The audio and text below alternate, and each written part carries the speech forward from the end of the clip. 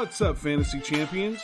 Spotlight Sports Network is excited to tell you about an amazing deal from Thrive Fantasy, your place for daily fantasy sports and esports. Right now, with promo code SS Network, Thrive Fantasy will match up to $50 of your first deposit.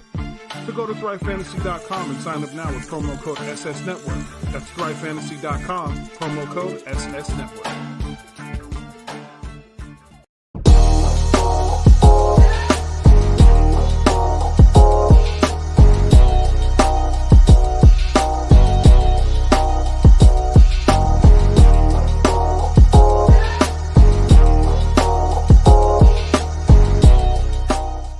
Do you like the Oakland A's?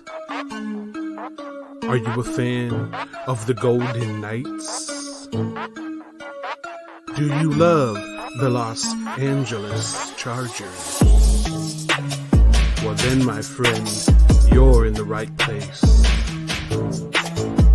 This is the Snake Sports Talk Show with your host, Jake the Snake SIlva, brought to you by the Spotlight Sports Network.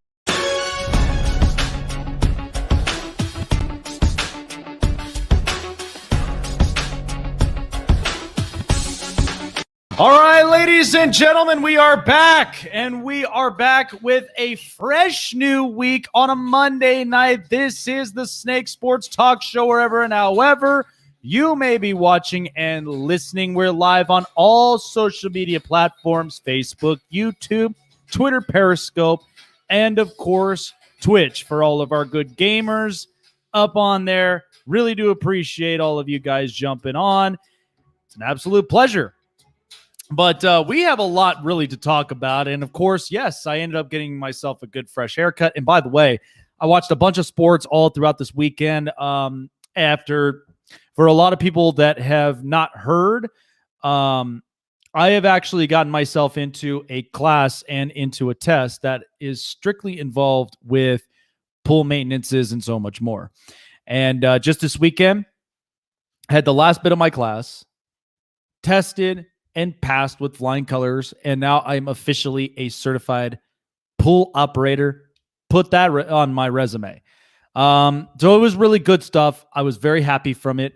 And yeah, I'm really excited for what the future is really going to bring. And by the way, when I watched a lot of sports this weekend, I watched the one that I thought was a lot of fun was the Dodgers and the Padres. Really, really good series. There's a lot that I'm going to end up talking about and adding on to here on this show. And of course, my best for last, what's going to be fun about this, I'm going to go through all these quarterbacks in all 32 teams in the NFL. And what's going to be interesting about all of these is that these quarterbacks, we're either going to keep them with a contract, or we're going to let them go and probably find the next quarterback within the draft. Whatever these teams are, because, by the way, we're 10 days away. We're 10 days away from the NFL draft. I'm excited about it. I hope you guys are excited about it. So let's get this show kicked off here tonight. So let me just shift over into this particular segment here. So of course, we're 10 days away from the NFL draft. I'm excited. There's a lot of different speculations to this. You know, it's interesting. We find ourselves in society that we're always competing. We're always competing for something, right? We're competing for that guy, against this guy, which I'm looking to get, the big higher up.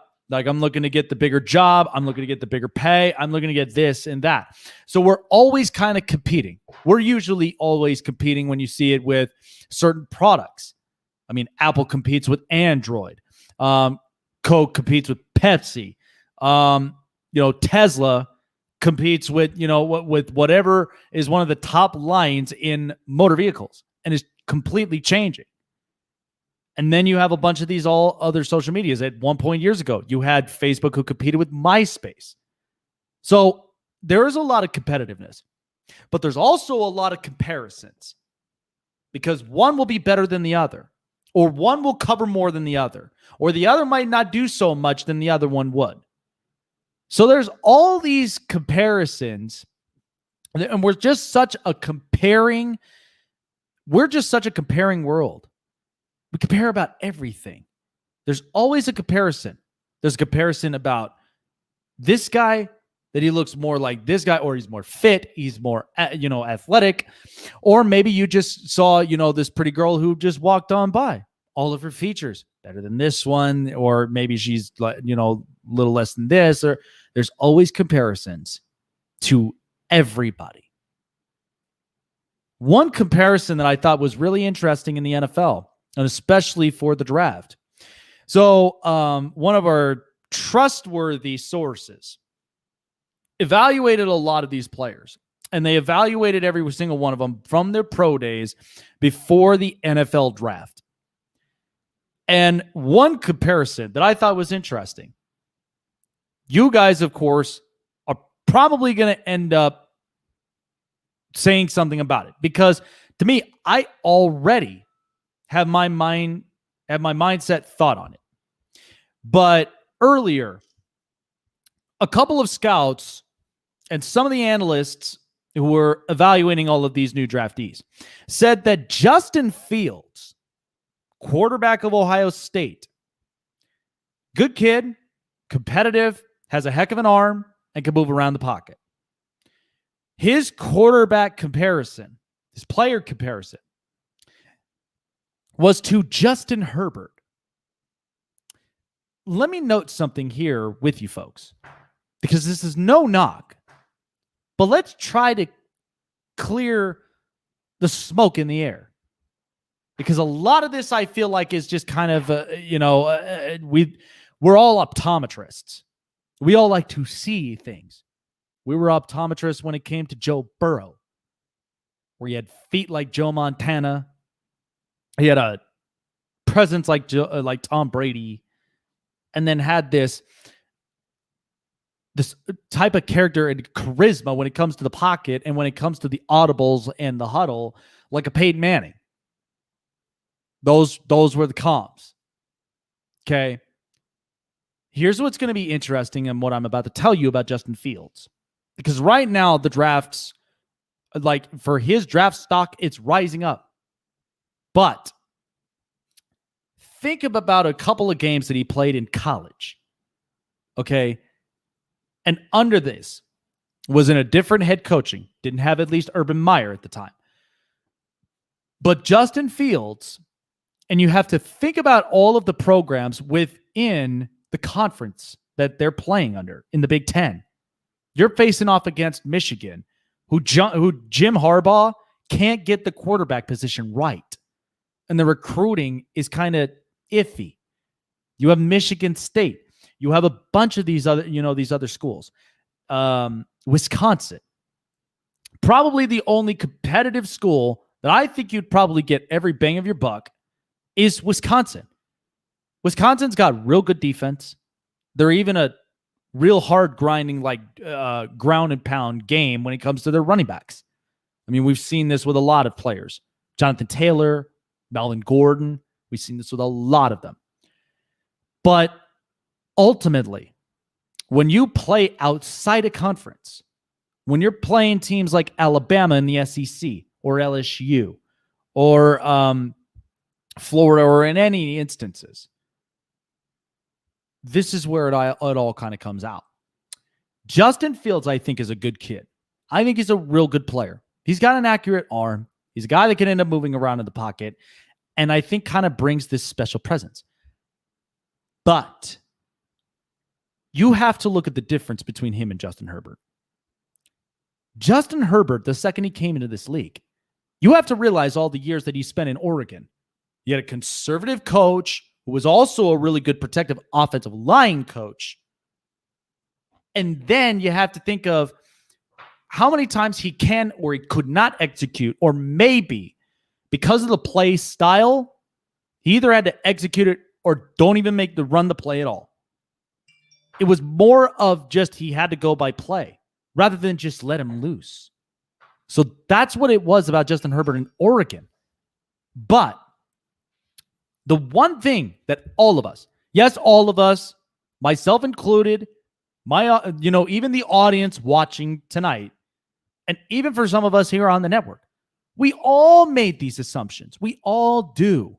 That's just what we do when it comes to the draft. We all make assumptions about a lot of players. The assumption we had on Justin Herbert was he had a strong, accurate arm, could throw a ball, but we weren't sure how big of an impact he was going to have in the league, not just for the Chargers. But then the second Justin Herbert touches the field in the NFL, a lot of us, it took our breaths away. And it was incredible. And Justin Herbert is one of those guys that I think is a talent that can compete with Patrick Mahomes, can compete with Trevor Lawrence, with a lot of these young quarterbacks, Kyler Murray, Russell Wilson. All these quarterbacks I feel like he can compete with. The arm accuracy, the strength, not to mention how he holds his ground, and just the way he sees things. Of course, you're going to end up running into at least to a couple of mistakes. But the thing is, think about the quarterback rating while he's under pressure. The quarterback rating was over 100. Nobody would ever see that.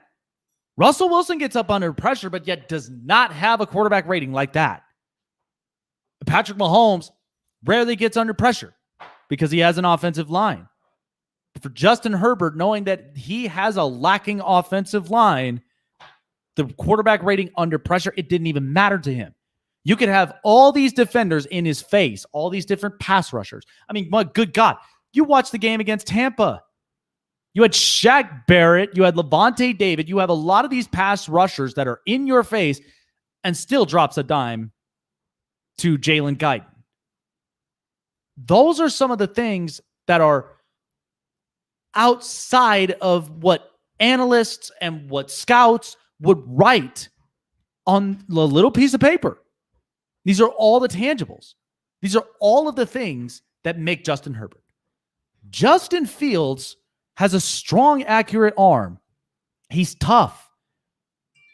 But when you watch him under pressure, did you watch some of the games when he was up under pressure? There were some of the things he could not completely execute. He played really good against Clemson, but then died down the second they played Alabama, because Alabama and Nick Saban are all defensive-minded coaches. I mean, that's just how it is for that program. They have real good defensive guys. And knowing Nick Saban, he will use all the abilities of some of his youngsters when it comes to defense. That's why you have such good defensive prospects coming out of Bama. So that's the one thing that I worry about with Justin Fields. If he goes to the Jets, let me just tell you this. Do you really think Justin Fields will be successful with a rebuilding offensive line in the Jets when you're facing New England, Buffalo, and Miami that are tough defenses in the AFC East twice a year? And let alone some of the other teams that they'll be playing against that I'm sure are probably going to be tough defenses. He's going to have pressure in his face. Or if you put him into Atlanta, if he gets drafted by the Falcons, which I would never understand why, but you're facing against Tampa, Carolina, and the Saints, another tough, defensive team, another tough defensive division, because Tampa's already re-signed all 22 of their players, and they've got all their defensive players back. You've got New Orleans with Marshawn Lattimore, Cameron Jordan, and a lot of other really good ones, Kiko Alonso. They have a lot of real good defensive players that can get in your face. And you have Carolina, that they've got a young defense, but is only getting better. Shaq Thompson and Jeremy Chin and a bunch of others. You're going to tell me that those two places, number 2 and number 4, are going to be ideal for Justin Fields, for him to succeed? Let me tell you, San Francisco really should consider Justin Fields. You want this kid to succeed. You want him to be the change. You want him to be the guy that's going to be the big impact in this league. Look at what San Francisco has. An offensive line, a capable defense, weapons, and they've got Kyle Shanahan, an offensive playmaker, a real good playbook designer, Justin Fields could succeed in this. I could not possibly see Trey Lance, maybe even Mac Jones, ever in this. I just can't see it. Because ultimately, now Trey Lance is a real good kid. And I think if the playbook is the right style for him, Kyle Shanahan will make it work. Mac Jones is questionable to me. But Justin Fields, I feel like, could be that guy.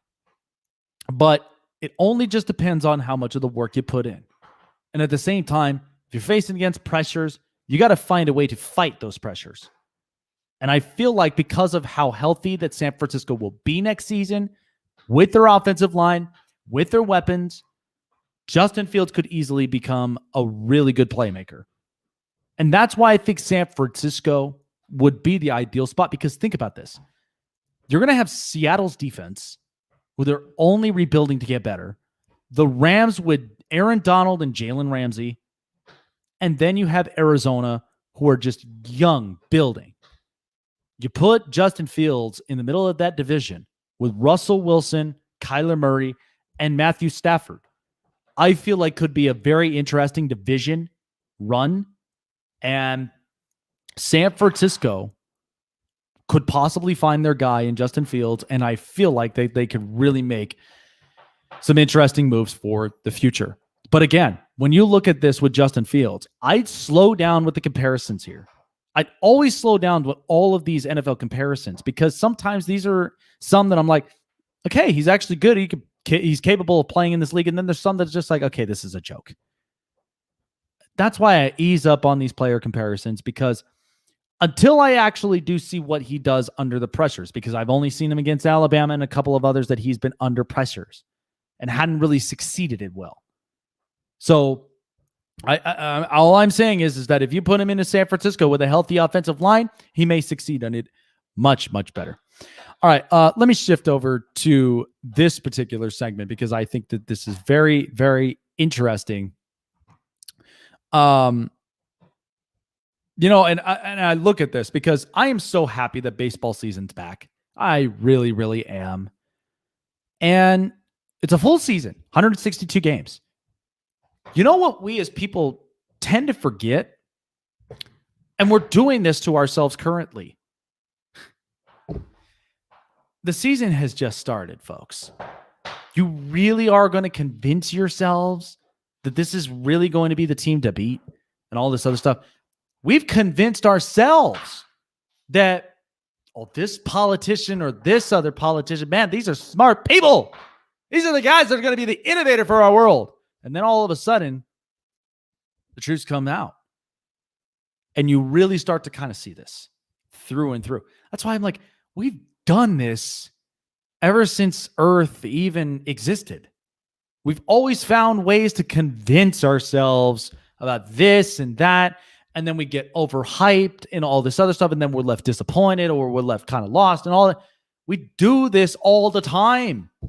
It's not new, folks. I mean, this is all just kind of the mainstreams. This is why that I've always said it. And that's always been a work of art with the Spotlight Sports Network. We don't give a rip with what goes on in mainstream media. We really, really don't. We're more for what's the real thing. We're more for what truly exists versus the imagery or the imagining all of this fantasy, that, oh man, this team could be really, really good because look at what they got. The Padres and Dodgers series was fun. It was fun. It was exciting. You watched a great matchup between all those pitching rotation guys: Blake Snell, Yu Darvish, Clayton Kershaw, Walker Buehler, and Trevor Bauer. You watched all these guys. You watched them all go toe-to-toe. I've watched the whole lineup between Machado, Tatis, Tommy Pham in San Diego, even in Eric Hosmer. And then I'd watch Mookie Betts, Cody Bellinger, Corey Seager, and all this. But you know what kind of irritates me is that I knew the Dodgers were really going to give it to the Padres. because it's a reality check. And remember, there was an article before talking about Joe Musgrove, where after he threw the no-hitter, was calling the Dodgers out, and they hadn't even faced each other yet. That's the first of many series of this season. They haven't even gotten to the nitty-gritty yet, and already is calling them out. And the Dodgers win 2 of 3. So they initially won this series. But then when I watched the last game of the series, Padre fans were all super excited. It looked like they won the World Series. Folks, we've watched this before. We've watched this before in the NFL. We watched how much that we watched Cleveland act like they've won the World Series. Or they've won the Super Bowl. Sorry. But we watched it all in all the time. But look at the realities of some of these teams. Okay? And you know what's interesting? The Chargers and the Padres, they have so much in common than you think. Because the Chargers had so many really good players, but they really couldn't even win the big games. They couldn't even win the big game, the Super Bowl. They went once, but then got killed by a dynasty in San Francisco. The Padres couldn't even win divisions. They couldn't. But yet, they had Tony Gwynn, and they had Trevor Hoffman, and they had Ken Caminiti, and they had so many other real good players. They made it to a World Series and yet got spanked by the Yankees. You want to know what's interesting about all of this is that when you watch them against the Dodgers, granted, it was a great series. I thought that catch by Mookie Betts was probably one of the best situational plays that could ever happen. And I speak from one outfielder to another. That is fun to watch because that there was a grinding moment that Tommy Pham had to hit the ball to right center to score in the runners from second to third and tie the game up and make it even more interesting. But instead, Mookie does what Mookie does best. And that's where he goes and catches it. And broke a lot of Padres fans' hearts. A lot of them. Because ultimately, it's the truth and reality. I'm not overhyping the Dodgers. I am not, spanking on the Padres. What you have to realize is baseball's a long season. It's 162 games. Just like how a year is when it comes to society. It's 365 days a year. Okay? Anything could happen within the year. Lots of things could change in your life. Okay? And sometimes we do all get reality checks. I'm not saying don't chase for your dreams. I'm not saying do all of this and that. But be prepared for when that reality check smacks you in the face at times. Because it will. It finds its way. But ultimately, be prepared for that. That's where you really got to work on things. You got to shape yourself. The Padres go and they overspend on almost $1 billion infield where they have Hosmer, Tatis, Machado, and then Kim. And then you have Jake Cronenworth, who's only on a small deal contract as a minor leaguer who came into the big leagues.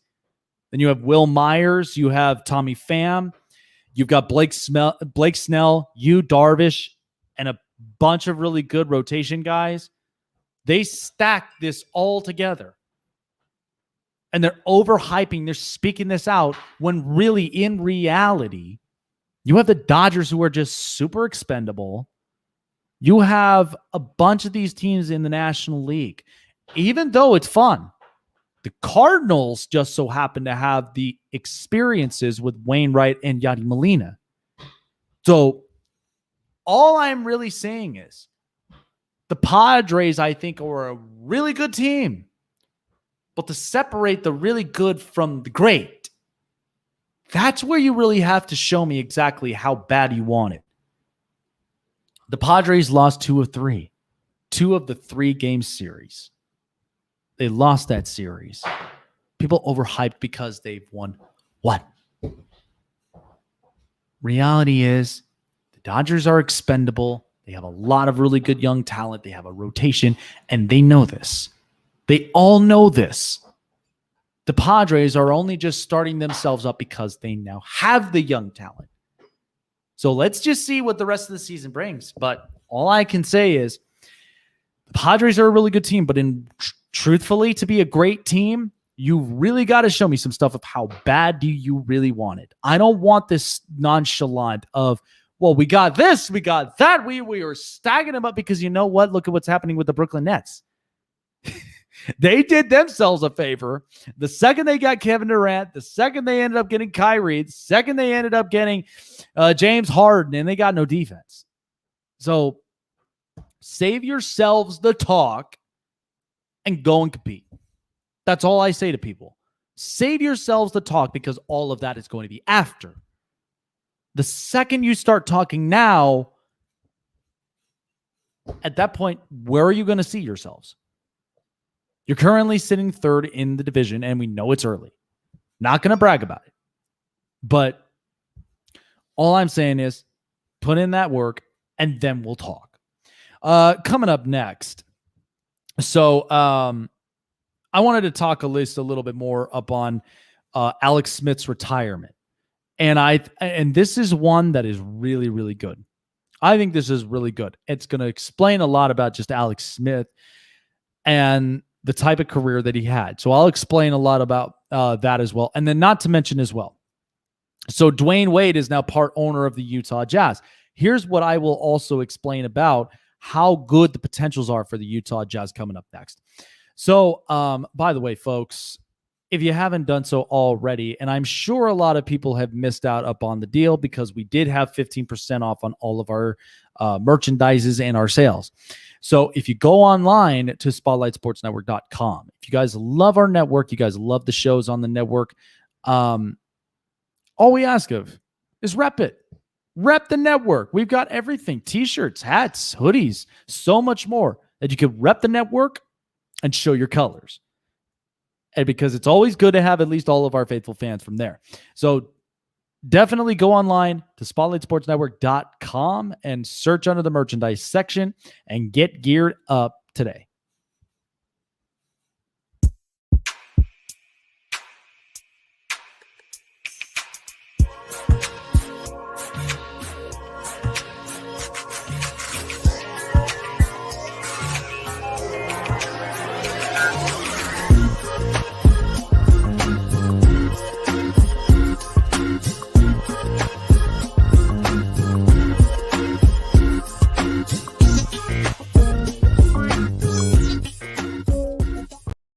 Once a Raider, bruh, always a Raider, bruh. Shit simple as that. You look silver and black. Lot of bread invested in that O-line. Car insurance cost an arm and a leg to reach that goal line. It's go time.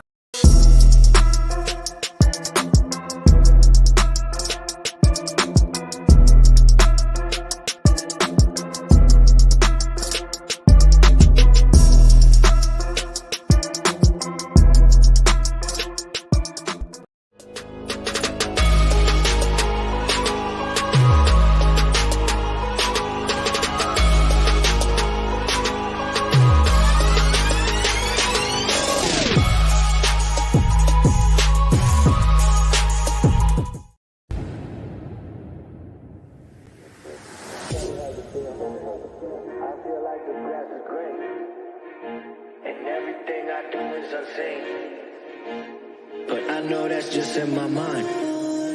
I know everything is just in my mind. Do you really want to be famous? Do you really want to be a superstar? Do you really want to get dangerous? Do you even know where the groupies are? Bitches out here be...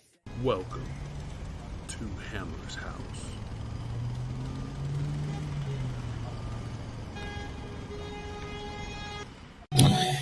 Oh, what a beautiful Monday night it is, guys. And, of course, for all of you fantasy gurus and all of you big-time fantasy combatants, you guys love winning cold, hard cash, and you guys also do love playing fantasy sports as well, even esports. Then definitely go online to the one place that's so much fun, all the pool plays, all of the giveaways and prizes as well that you could be winning from all these pool plays. That's at thrivefantasy.com. And when you go online today, Use promo code SS Network when you put in $20 into your first deposit. Thrive Fantasy always promises to match it up to $50 into your first play. So go online, thrivefantasy.com, promo code SS Network. That's thrivefantasy.com, promo code SS Network. So, I really do want to end up talking about this. So earlier today, we ended up getting the news that quarterback for the San Francisco 49ers in his career, then went to the Kansas City Chiefs and to the Washington Redskins, and then eventually the football team and whatnot. But quarterback Alex Smith has announced on Instagram that he is putting the cleats up and he's calling it a retirement. It's really interesting about Alex Smith.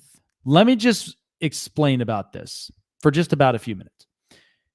Alex Smith was a really good quarterback, kid out of Utah, and a kid in the same draft as Aaron Rodgers. Aaron went from University of Cal Berkeley and was upset that he didn't end up getting drafted by the Niners at that time.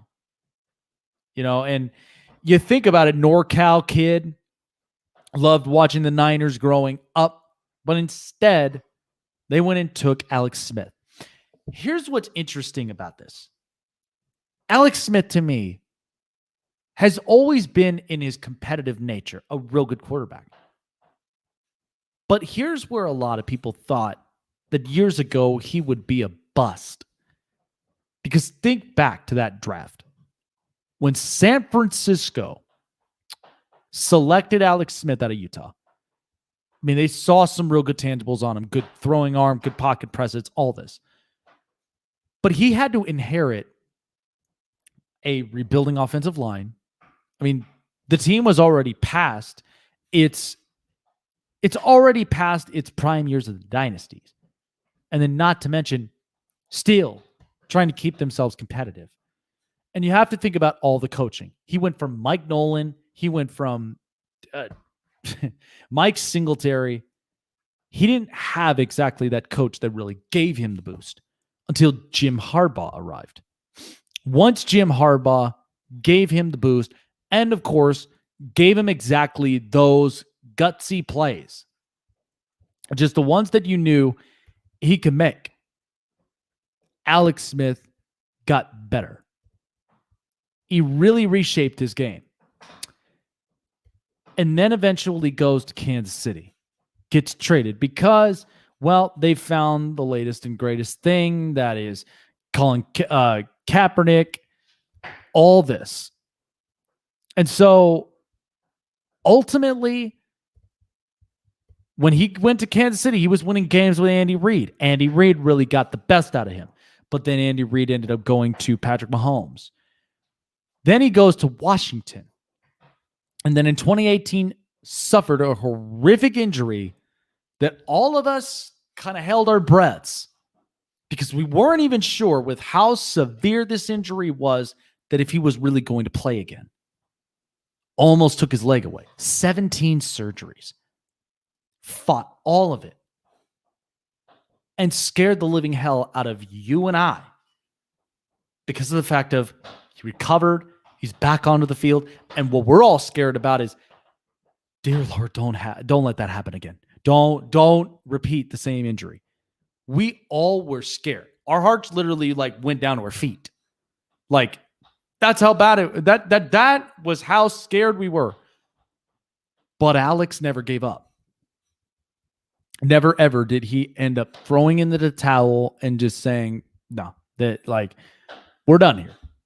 There's no way this is going to happen. No, instead he looked it right into the face and says, I got this. What's unfortunate about Alex Smith, and this is where I think his story is going to be one of the greatest told. It's not going to be like a story like Tom Brady's, which it's its own story. But I think it's going to be one that I believe is going to be a fan favorite, memorable one. Because ultimately, Alex Smith, we all looked at him as we thought he was going to be a bust in San Francisco, but did not have the right play schemes, did not have at least the right play calls. But then they got Jim Harbaugh, and then the second that happens, He's a completely different quarterback. Then they go and trade him to Kansas City, where he's now with Andy Reid. And Andy Reid brought the best out of him. But instead, they got further with Patrick Mahomes. Then goes to Washington. Washington then ends up making the playoffs and has Ron Rivera as his head coach. Alex did not have all the opportunities that, at least for some quarterbacks, like Peyton Manning, like Tom, like Aaron Rodgers, and a lot of these other quarterbacks, he didn't have that possibility. He did not have that potentiality early in his career. If he did, we'd look at Alex Smith very differently. We would have seen him as the quarterback who can execute, as a quarterback that could do it. But instead, the road went differently. And that's what really changed about Alex Smith's career. And all in all, when I look at this as retirement, I think it's going to be one of the greatest stories told. Because we're not going to forget where we were at the time at the injury and what happened after the injury. Those are going to be those moments that a lot of people would basically say, yeah, that kid's gutsy. That kid did it all. Left it all up out on the field. It's going to be one of the greatest fan favorite, memorable stories ever told. So best of luck and congratulations on a great career and happy times in your retirement, Alex Smith, because you have very much defined what it means to truly be a warrior in the game, but also be a warrior in life. We're not born warriors. What we are is we are shaped. When you go through a lot of obstacles in life, whatever it may be, that's every single aspect, that's every circumstance. We all have something. But in Alex's case, because of the fact of an injury that he almost lost his leg, I mean, it was so bad, he would have almost had to have lived on an amputated leg. But fought back. Got all the necessary attention. Got all the support. Surgeries were successful. And he managed to make it back out on the field. And now he could spend all the quality time with his loving wife, with his loving kids. And on top of it, he went through a lot of these obstacles and all of these different adversities, but fought them well and managed to at least, still stick around for the game. And at this point now, it's honestly the best decision he could make in his life.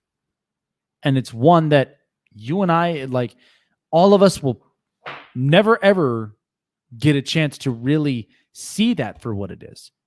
If some have experienced it, you know. But in this particular situation, there's nothing more that I would say for Alex than just the best of retirement. And what a fun-filled, yet,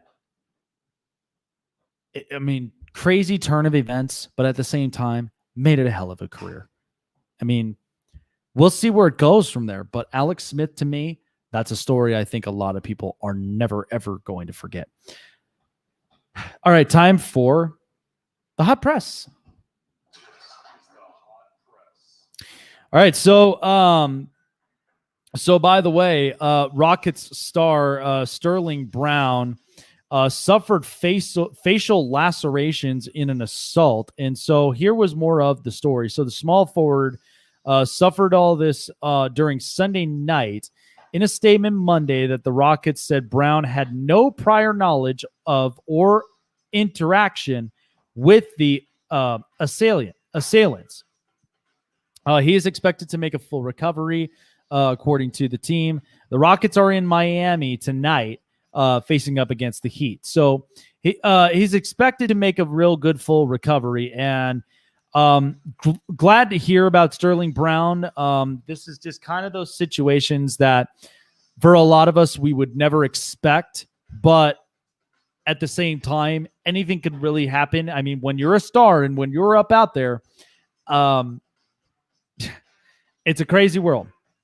It's an absolute crazy world that we live in. But ultimately, I'm just glad that he's making a full recovery. So best of luck for Sterling Brown, and hoping to see him back up on the court soon. So here we go in the hockey world, and here's what's great about this. So San Jose Sharks forward Patrick Marleau at age 41 has secured NHL history as he passes the great Gordie Howe and sets the all-time record for most games played. So he plays in his 1,768th game tonight against the Vegas Golden Knights. Patrick Marleau has climbed the wall. He's climbed the mountain, and he's managed to make it. And so, and this is great. I mean, this is great stuff when you look at Patrick Marleau and Gordie Howe. I mean, there was even a picture of Gordie Howe at his age 50 where he was still playing. And you'd think of, like, in baseball when we looked at Cal Ripken Jr., but Patrick Marleau, who was a hell of a forward, began his career in San Jose in 97-98 season and had he had set the games played record in 23 seasons. So just before having to pass Mr. Hockey himself, Gordie Howe. And Gordie Howe even retired at 51. So Patrick Marleau, it's incredible. It's really, really incredible. And all throughout it, from San Jose to Toronto into Pittsburgh, what a heck of a milestone for Patrick Marleau. And I'd say congratulations to him. I mean, this is some really, really good stuff. I mean, it's not that easy to stay healthy in hockey, knowing you're getting bashed up everywhere left and right from the glass, and you're suffering, some injuries and stuff. So really, really good stuff for Patrick Marleau. And by the way, there's a story here as newly acquired Seattle Seahawk Aldon Smith. Apparently, there's a warrant issue for a battery charge in Louisiana. A warrant has been issued for the arrest of defensive end Aldon Smith for an alleged second-degree battery that occurred in the New Orleans area on Saturday evening, from the St. Bernard Parish District Attorney, Perry Nescosia, confirmed. So they said that Smith allegedly choked the victim unconscious during a confrontation that began inside a coffee shop in Chalmette, Louisiana, and that warrant was signed by the court a day later. The alleged incident rises to second-degree battery because the victim was rendered unconscious, and he said the victim was taken to a hospital but did not have to stay overnight. This isn't about the first time that we've even seen, a scenario or an incident involving Aldon Smith. We've seen some of the, these news and all this other stuff from him. But ultimately, in some of these cases and in some of these instances, this is what really brings the worst out of certain players. Because again, when you're playing in the league and you're playing in the NFL, you got to keep your head on straight. And so who knows what the rest of the story will be, but this is exactly what we see from here. So yeah. Anyway, lastly, sources are being told in the NBA world that apparently the Dallas Mavericks director of player personnel, Tony Ronzoni, had been fired after the organization learned new information pertaining to a sexual assault allegation made public last summer. So Sports Illustrated reported in July that a woman said Ronzoni had forced himself on her in his Las Vegas hotel room during the NBA's annual Summer League in 2019 on July, and all this other stuff. So They were told by Sports Illustrated that last summer that the woman's claims are meritless. So, yeah, they did. Yeah. Yeah. And this is what's kind of interesting with all of this. So, the woman first notified the Mavericks of the alleged assault in an email to the team owner, Mark Cuban, back in September of 2019. So, again, all of these different stories and a lot of these things are starting to come out left and right, and it's just nuts. It's absolutely crazy. But the Mavericks have fired the executive after the wake of it, and hopefully the Dallas Mavericks will be able to clean all of this mess up that they've had over the last summer. I mean, listen, come on, guys. Just get your heads right. Get over yourselves. Time now. That was the end of the hot press. So, I never really got a chance to really talk about this, but here's what's interesting about what happened earlier that I really wanted to talk about, that I think this is a good thing. So Dwayne Wade had agreed to become a partial owner of the Utah Jazz. Dwayne Wade, of course, who was a former forward for the Miami Heat and spent a lot of his career in Miami, eventually went to Chicago and then went to Cleveland and then comes back to Miami. Dwayne Wade was a heck of a player. A lot of people can end up saying one thing or the other. But here's what's the possibility here. This is the kind of thing that I'd love to talk about how Utah is really going to benefit from this, because think about the guys they have, Mike Conley and Donovan Mitchell. And then they also have a couple of other guys, Joe Ingles, Rudy Gobert. They have some real good players in here, especially some really good role players on the bench. Utah, as I've said in a couple of episodes ago, outside of the Lakers, they were going to be the interesting team that was really going to make a jump because they needed to. They needed to get competitive big time. They were not going to end up wasting their time getting into the playoffs and then not getting further into the playoffs. It was just not going to happen. So instead, now you have Dwayne Wade as a part owner of the Utah Jazz. And what he'll bring to the table, I think, is going to be fascinating. Because Dwayne knows how to score, but also at the same time, bringing in the right personnels for the job. And this is ultimately where I think it's going to benefit Utah more the most.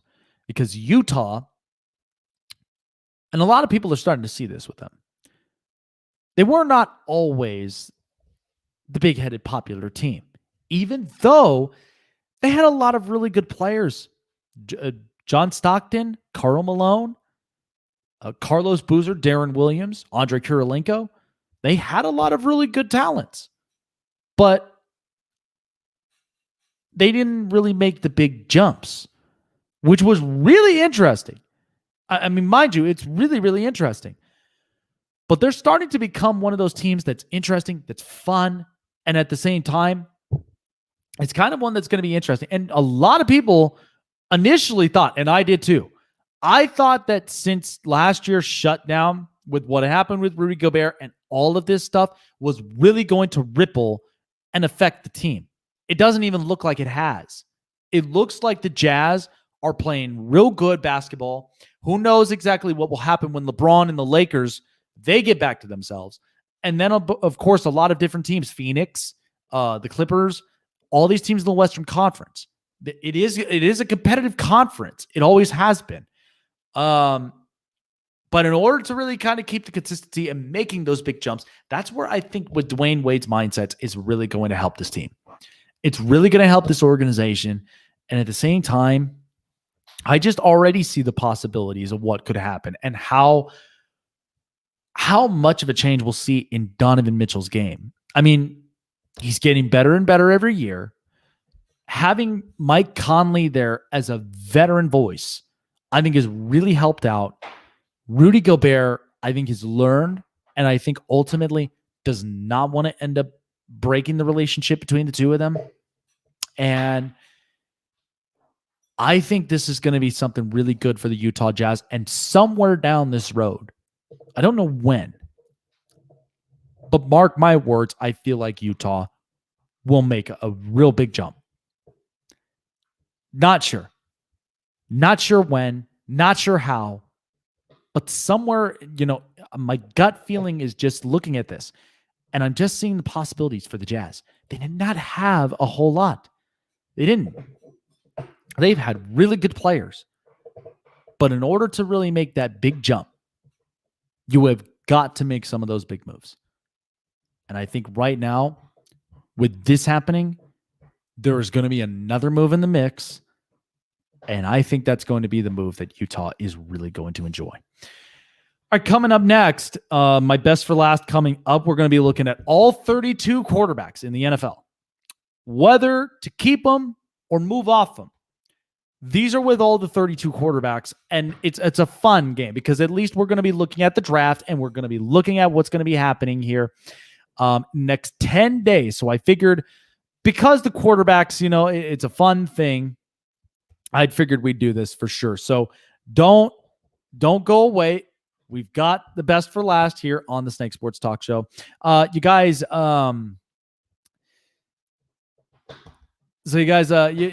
know what's interesting is oh man, I've lost my thought. Anyway, so think about this, guys. You guys love sports. You guys also love talking about sports, and you guys also love talking about certain topics within the sport. Well, now there is an app where you can be your own personal PR. You can be your own reporter. You can be your own guy. Don't need the necessary equipment. Don't even need all this fancy stuff here in the background to really make it legit. It's actually already built in for you. All just at the palm of your hand on your smartphone or your mobile device, and download it on Apple Play and on the App Store and in Google Play. It's called Media, Meedia. Media is chock full of lots of different background ideas. Lots of different types of features like PR questionnaires, interviews, a lot of stuff. You guys can check it out here today at Media, Meedia. Media, Meedia, available now in the App Store and in Google Play.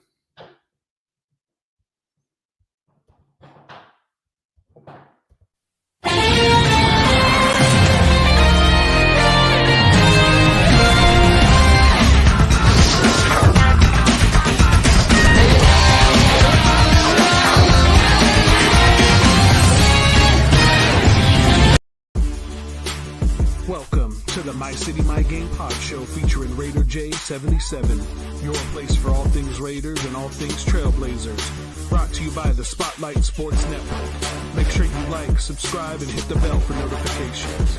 Now let's go.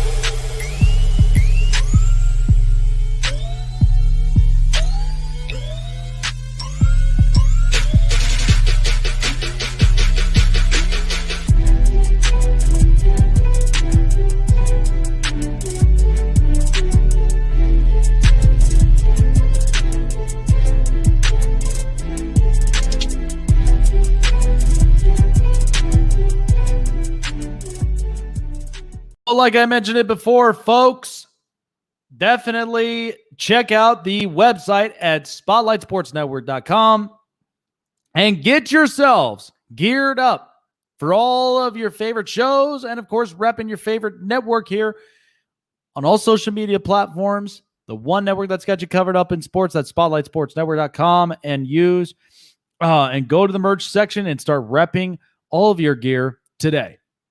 So here we go with my best for last. This is going to be interesting because, again, there are a lot of teams that we know, all 32 of them, they've either got their quarterbacks or they're probably going to end up moving their quarterbacks, whatever the case may be. But we're going to go down this. And I think this is going to be very interesting to see where we may see these quarterbacks in even the next couple of years, or we might not see them at all. But so that's what's going to be my best for last from here. So let's go ahead and do this. Do we keep or we let go? So all 32 of these quarterbacks. Now, of course, a lot of them are very obvious ones. So just bear with me up on this one. So here we go with our game. Best for last. Here we go. So the Arizona Cardinals, keeping or letting go Kyler Murray. They're going to keep Kyler Murray because listen, Cliff Kingsbury, it's a new playbook. It's a new system. Also at the same time, they've got some good offensive linemen. They actually did address that this time to really helping Kyler Murray in his game. Also, they ended up signing AJ Green, which I thought was very interesting, at least getting another veteran wide receiver. The defense now looks very different with J.J. Watt. And then you've got Chandler Jones. So my thing is that the Cardinals want to be very interesting, but they also want to be competitive at the same time in that NFC West. So, they're definitely keeping Kyler Murray. Falcons, Matt Ryan, keep or let go. You know what? I'm keeping Matt Ryan because my thing is the Falcons' problem is not Matt Ryan. My thing is that the defense and on top of that, the offensive line needs help because they've already lost a lot of corners, a lot of safeties.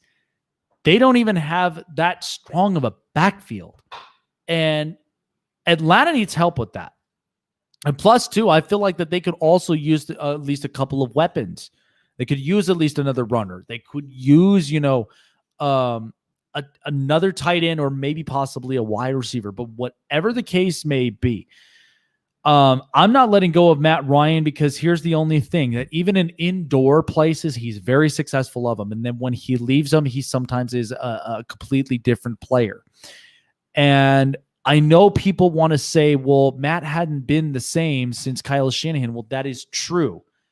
But at the same time, Matt Ryan, if he's winning you games and he is keeping you guys at some level of production, ultimately, let's see what Arthur Smith does in Atlanta.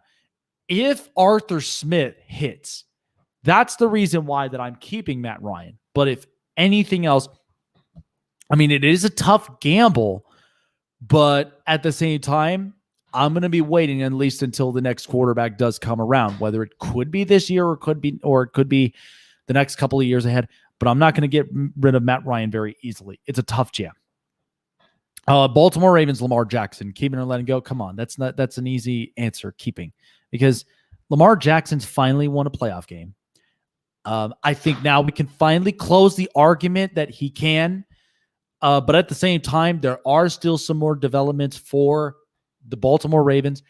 They need an over-the-top receiver, for God's sakes. How many times do I have to say that in order for Lamar Jackson to really be more successful and at the same time help himself is really getting him the offensive weapon, especially an over-the-top receiver who knows how to go up and catch those high-top throws. That's what needs to happen.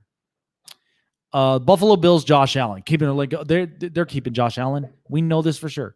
And by the way, there's already one team, and I'll explain it at least a little bit. But Josh Allen, we know, was very transformative the second he got into the NFL. Nobody even dared pay attention to this kid in Wyoming. They did not care. The second he comes into Buffalo with Sean McDermott, Brian Dable, a lot of his game has changed. And it's gotten so much better. He's stronger. He's agile. He's got a really good arm accuracy in his throws. And he's got Stephon Diggs as a deep ball threat. This Bills team is really starting to look even better. Now, I'm not going to end up saying, it's better than great when they had Bruce Smith and a lot of these other guys, but it's getting to that point. But the Bills have always been a fun team to watch, and I think they're even getting even better to what next season will be. The Carolina Panthers. Now they got Sam Darnold. Keeping and letting go. They're keeping. But of course they did. They do have Teddy Bridgewater, which I think they're going to get rid of him because at this point it's a new ownership with Dave Tippett. The other part is Matt Rule. He's really starting to work this system. last year was just a taste of the NFL. So Matt Rule really wants to make this thing work. And now having Sam Darnold in the middle of the mix, they're going to keep him and get rid of Teddy Bridgewater. And I think this is going to be a competitive team that's going to build amongst each other, because Sam is going to build with his offense and also build with this young defense with Jeremy Chin and Shaq Thompson. So, yeah, I am keeping Darnold, getting rid of Teddy Bridgewater. The Chicago Bears, Andy Dalton. Oh, God. I would very much move off of Andy Dalton at some point, because you know what you're going to get out of Bayswater Pistol. You already know exactly what's going to happen. And Chicago in cold weather, the only player they got rid of was Mitch Trubisky, and they still have Nick Foles. I don't know what the Bears are doing with this, but I know they need an offensive line. That's what's one of the biggest importance. But at some point at quarterback, they have not had a dynamic quarterback ever in their history. A lot of people will say Jim McMahon, but even Jim McMahon was just one of those quarterbacks that would just execute the game, execute plays, but was not outside of the playbook amongst Russell Wilson, Aaron Rodgers, and a lot of these quarterbacks. There was not a lot of them in their franchise that were off script that actually got the job done. So I think at some point, the Bears, they need to start looking at quarterback. Cincinnati Bengals, Joe Burrow. They're not going to move off him. Joe Burrow is capable of playing in this league, and I think at the same time is one that's going to really build Cincinnati's successes for the future. So I do think that the Bengals, and by the way, they did reveal their uniforms, and I think that's badass. I think that looks nice. I'm almost considering getting my brother-in-law at some point a Joe Burrow jersey that I think he'd really like. I think he'd really enjoy. And so now they got new unis. I'm again, look at that. That's actually pretty good design. Not even gonna lie. That's real good design. I like it. But they're not going to move off of Joe Burrow. Joe Burrow can play in this league. Baker Mayfield, keep or let go. This is a tough one for me, because I'm going to say keep, because this year is tough for Cleveland. Cleveland's got Jadeveon Clowney. They're getting serious about this team. All Baker Mayfield has to do is execute the plays. That's all he's got to end up doing. Don't make a ton of mistakes. Make the plays. And that's where I think needs to happen. So I'd say keep Baker Mayfield, but if I'm going to get a stint this year, then my next move would be you got to get a quarterback that knows how to execute these plays. If that's the case, because a lot of the pressure's on you. I mean, and you cannot flunk it. So let's just see what Baker does this year. Cowboys, Dak Prescott. They're not going to move off him at this point, because now the Cowboys realize Dak is more important to their franchise than anything. They're starting to realize this now. Give him a healthier offensive line. Give him some players that don't play like top 20s, and then you overpay them. I have not seen the same ground and pound Zeke in a while. And maybe there are some things that are changing there. But for Dak Prescott, what proved to you last year since the injury, you can't win without him. And Dallas is starting to realize that. I think Jerry knows that Dak is trying to get his money's worth, but at the same time is a lot more valuable than you think. Broncos, Drew Lock. Move off him. My thing is right now, Denver doesn't trust Drew Lock. My thing is that Denver has got to get this right at quarterback. They have not since Peyton Manning's retirement. They went through Trevor Siemian. They went through Brock Osweiler. They went through a lot of these different quarterbacks. Case Keenum. None of them have really worked in this system. And I don't know. And I do not understand why. But they've got some real good weapons. KJ Hamler. Cortland Sutton, Jerry Jeudy, Melvin Melvin Gordon. They've got some real good weapons, and they've even got a real good defense. But so I don't understand this issue. So my thing is Drew Lock is he's so casual and he's so like relaxed up to this point. But at the same time, I'm looking for competitiveness. I'm looking for that jump. So make it happen. But I'd move off him. Lions, Jared Goff. So my thing is with Jared Goff is I would not move him. My thing about the Lions is they need weapons. You lost Marvin Jones. You lost, a lot of these players. You lost Kenny Golladay. They need new weapons. And of course, they need a better offensive line, and they also need some real good defensive help because this Lions organization is just sorry down to the point. The Jared Goff, and what's interesting about that is that Jared Goff was not even a losing quarterback, and it's interesting to me because all he had was a broken thumb and still beat Seattle, managed to make it at least close to competitive against, Green Bay, but still you're asking him to do a lot more. And now he's there in Detroit. Let's see what happens from there, but I would not move off of Jared Goff. Knowing that he's still going to win me games, now you're going to have to get to a point where he needs to execute. Packers, Aaron Rodgers, I don't see them moving off of him at all, no matter what mainstream media likes to throw at people. Aaron Rodgers is not going anywhere. He's not leaving Matt LaFleur. He loves the play design. Aaron Jones is back.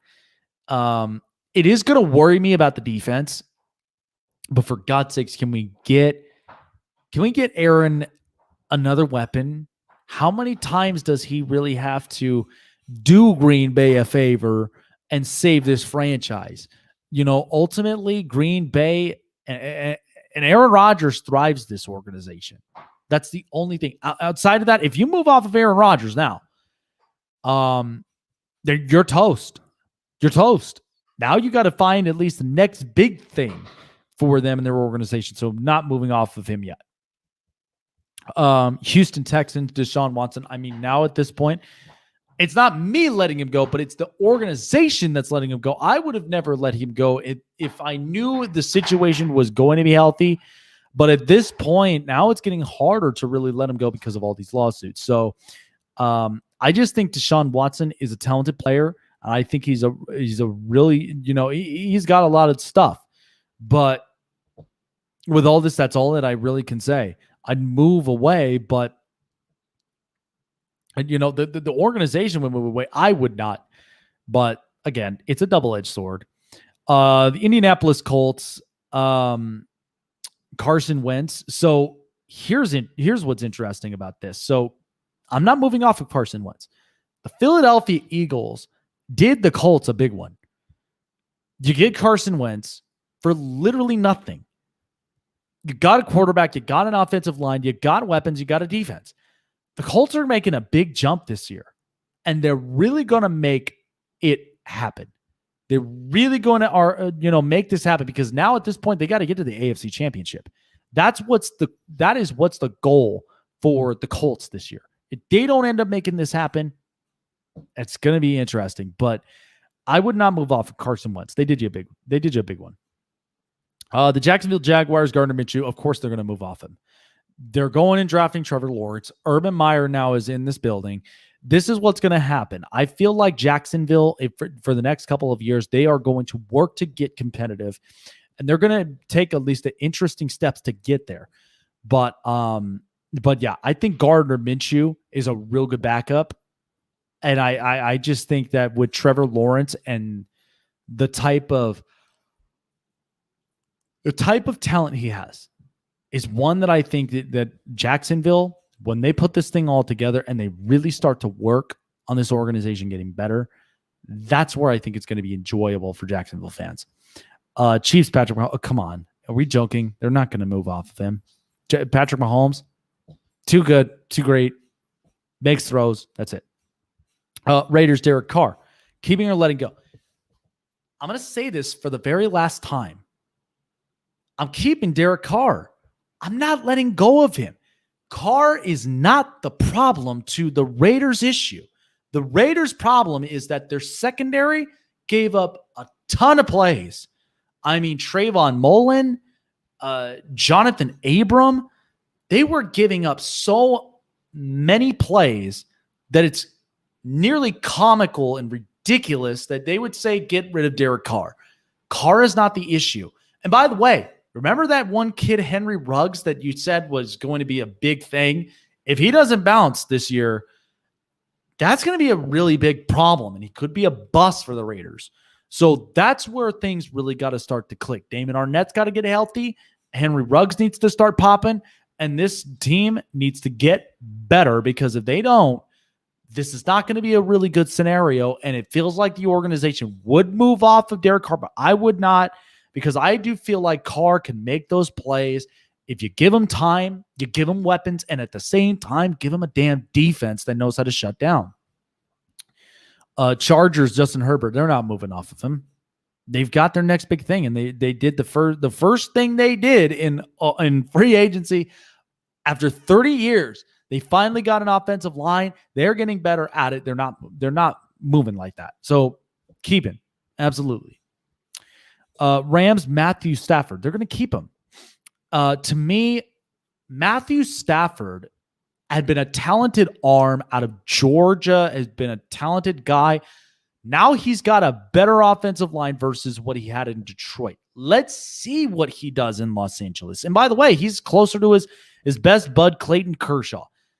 Let's see how that works. So if it works beautifully for the Rams, hand in hand, then you ain't letting go of Matthew Stafford at all.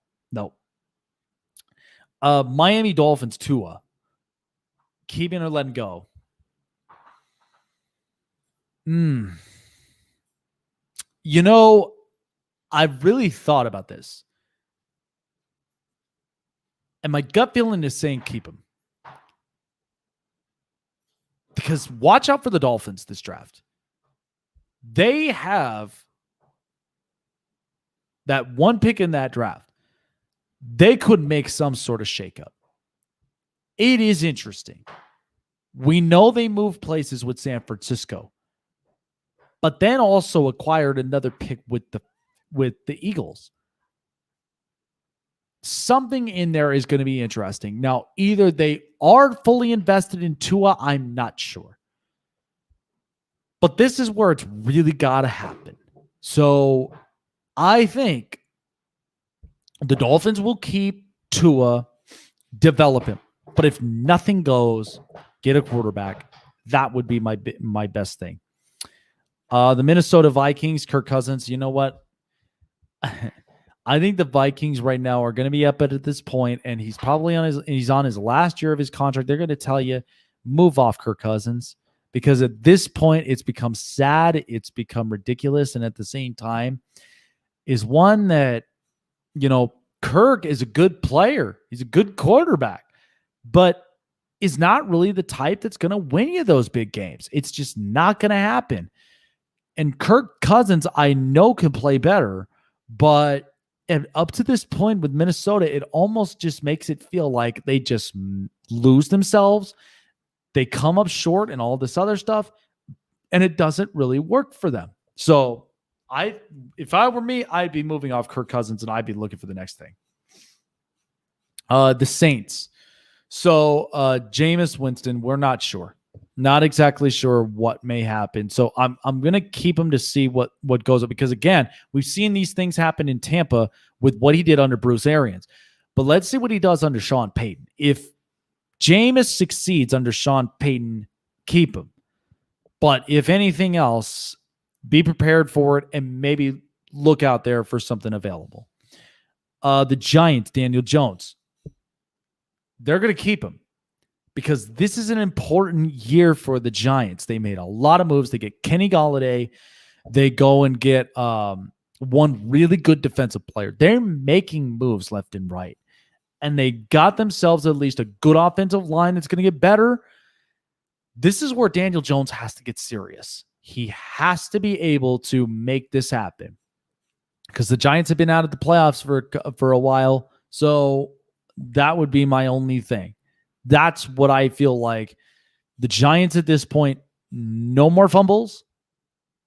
better accuracy, and at the same time, good, play scheme.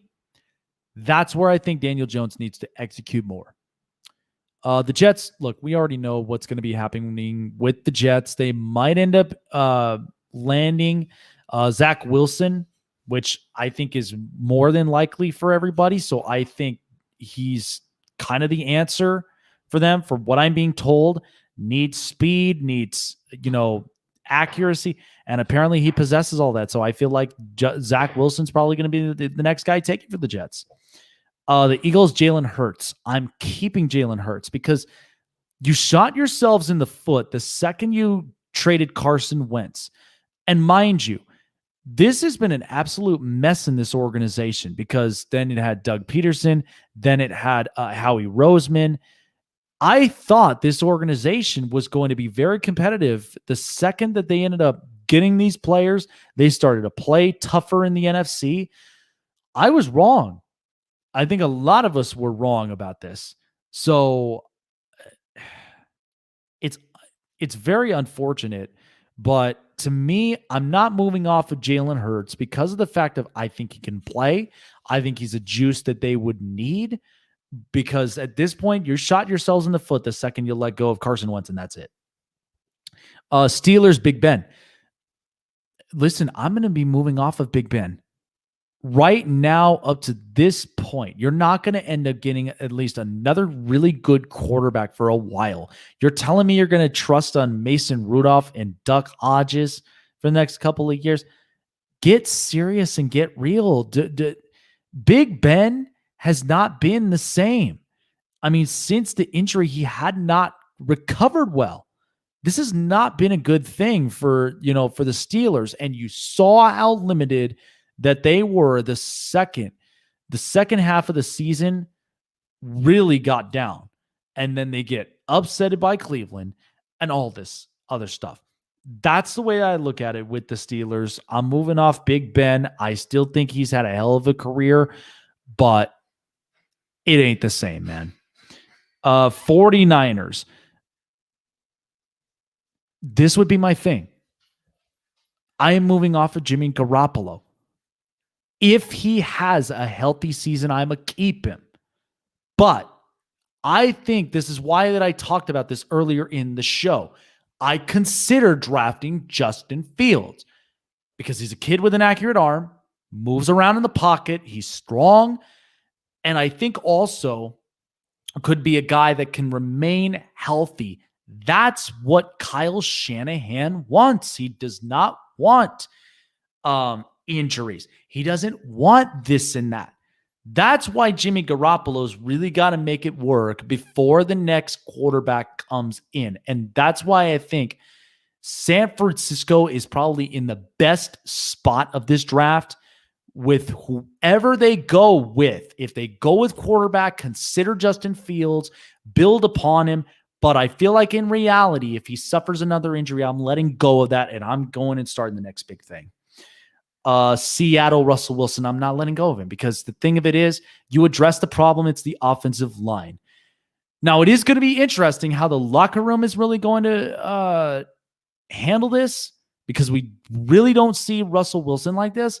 But Seattle, outside of Russell Wilson, they have never had a dynamic quarterback that has won them a Super Bowl, got them to 2, and also has been a guy that in the first 9 years, that in the first, like in those 9 years, they managed to make it into the playoffs. Every year, except for the one. You're not going to get another quarterback like that. So Seattle would be dumb if they end up moving away from him. Tampa Bay and Tom Brady. I mean, they're not going to move off of Tom Brady that easily because they got a healthier offensive line. It's the Tom Brady effect. He's won a Super Bowl with Tampa Bay. This is what's interesting about it, but at some point down the stretch, consider it to yourselves to draft a quarterback at some point. The Tennessee Titans, Ryan Tannehill. I'm not moving off of Ryan Tannehill. What's interesting about that? Tannehill, since coming to Tennessee and Mike Vrabel, that is the best look of Ryan Tannehill I've watched. Now, some of that could be Arthur Smith, but let's see what next season brings, because Tannehill is away from Adam Gase. People thought he was a bust, but Tannehill was able to make it happen. So I'm going to keep him for the sake. And I think Tennessee will still continue to be competitive with the core they have. All right. And finally, the Washington football team. Of course. I mean, that's actually going to be another interesting team that don't even be surprised when they go and get a quarterback. Because if this is the case, because right now you're kind of relying on Taylor Heineke as your starting quarterback. You got no Alex Smith. Now you've got Ryan Fitzpatrick, for God's sakes. Stop ranting and raving about this guy. Who knows? Maybe let's see what Taylor Heineke brings to the table, because I thought it was a fun, entertaining amount of time that he had when in the playoffs, in that playoff game against Tom, and I thought it really showed itself. But let's see from there. But that's where I'm going with it. So yeah, I mean, these are all these organizations from here. So many of them that they're keeping, but the ones that I think could move off is definitely the Bears, definitely the Broncos. I mean, the Texans right now are in a double-edged sword from here. The Jags, we already know, are going to end up getting Trevor Lawrence. The Dolphins is a very toss-up one, because you're not sure if you're going to get these successes off of Tua or not. And so I don't quite know that yet. The Vikings, for sure, with Kirk Cousins, you're going to have to. The Patriots, by the way, that's one team I actually missed. My bad. The Patriots. I'd be moving off of Cam Newton, because Cam has not recovered well with that shoulder. And you're only going to get so much of Super Cam until he's really banged up. That's the truth and reality. You're going to get so much of Cam that it's just, that's kind of it. So the Patriots I'd be moving off of. Saints, of course, I would be holding on to Jameis Winston to see what happens, but I would eventually want a quarterback. The Jets, of course, I feel like are going to get Zach Wilson. I just don't think that Justin Fields will fit in there, because think about the pressures he'd have to deal with. The Steelers at some point, who knows? Who knows what happens from there? And then the other part is Washington and San Francisco. This is why I think San Francisco would be perfect for Justin Fields, with the amount of weapons they have and with the amount of defense and the offensive line. You can't ask for any more than that. So, and then of course, Washington's actually getting better and better than people think. I mean, their defense is looking better. Ron Rivera's really stepped this up. Now the only thing is that the offensive line has to be better. And also there are at least a couple of hidden gems in their offense, in their offensive weapons. So now they just need the quarterback to really make this work. I think through and through, I mean, if they get their quarterback, you'd better hope that he's going to be one that's going to really shape this organization like very much, like very, very well. So, all righty, folks, thank you so much for tuning in. I know, and that's why I'm like, I know that, Cam, he's got all these weapons, but Cam is the one guy that's got to make it all work. That's what needs to happen. So let's see what Cam can do, because if that doesn't happen, then I tell you, that's what we would see in Cam. All righty, folks, thank you so much for watching. I really do appreciate it, and we will see you next time here on the Spotlight Sports Network. Take care. Have a great night, and we will see you soon.